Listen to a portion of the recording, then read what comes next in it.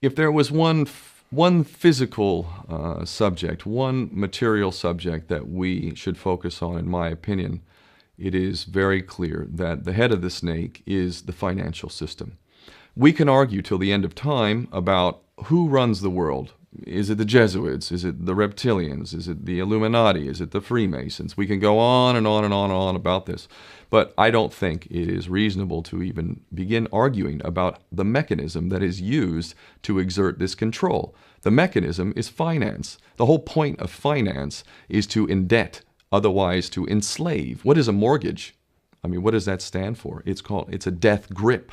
So when you get a mortgage, you have a death grip held over you because you are in debt. You don't even own the house. The bank owns the house that loaned you the money to buy the house, unless you're fortunate enough to have all the money to buy it outright. And even then, you can be taxed by the government, and if you fail to keep up with those taxes, the government can then take it from you. The whole system is based on a financial fraud, which effectively takes the power that we have and it gives it to a tiny group of individuals who are running the world through the control of finance.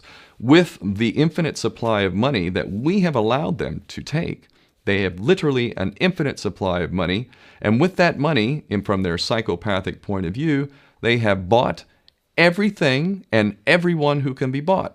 So those of us who cannot be bought, because we operate on a level that goes way beyond the material, we are not rewarded for such behavior. We are punished for such behavior. And the most slovenly, disgustingly criminal, pedophilia, corrupt moral individuals, those are the ones that are rewarded in this system, which is upside down.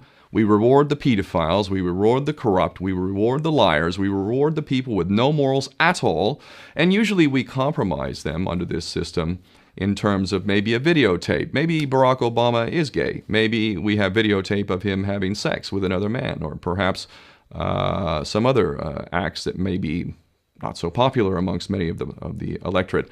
Or maybe we have videos of political leaders having sex with little boys or little girls. If I was in charge of the world and I was a psychopath and completely drunk on my own power, you can bet damn sure that's what I would do.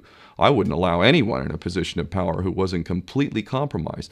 When you have an infinite supply of money, you can do this. Take that supply of money away, take that power back, put it in the hands of the people, get rid of fractional reserve banking, which is an obscenity in itself. Listen to the lessons of Jesus Christ. If you're a Christian who got really pissed off when he went to the temple and he saw what the money changers were doing, let's take back control of the issuance of money, and not just on a national level. I'm happy to see in Denmark that you have your own currency. You don't have the euro. But on every country's level, they should be issuing their own currency in a transparent, non-usury based way in which it really, truly benefits the people. And in that way, we can literally free ourselves of the banking debt which is drowning us all, and we can stop scrambling for the crumbs from the table of these filthy rich psychopaths and live in a state of abundance just by changing this one thing. And I'm not just talking about abundance for Western nations who have an artificially inflated value with their currencies. We all in the West are guilty of having that reward while the rest of the world is sucking on it.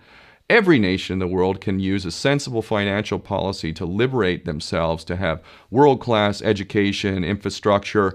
Everything that a healthy society would require can be had in the worst, most corrupt African country, in any part of the world. We can all have that if we simply change that one thing. John F. Kennedy did that about 6 months before he was taken out. He issued United States notes as opposed to Federal Reserve notes.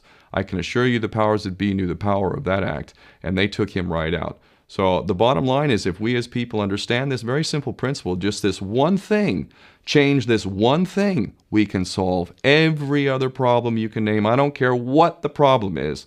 I can bring it back to the financial system and an infinite supply of money for a bunch of psychopaths who are running the world, as opposed to an abundant supply of money for all of us. So in that sense, I'm very optimistic. This is not rocket science. I am not the smartest guy in the room. We can all understand this. And as soon as we do, we can exercise the same power that we had, but relinquished, and we can have a future for ourselves and our children. There's a lot to be optimistic about, quite frankly.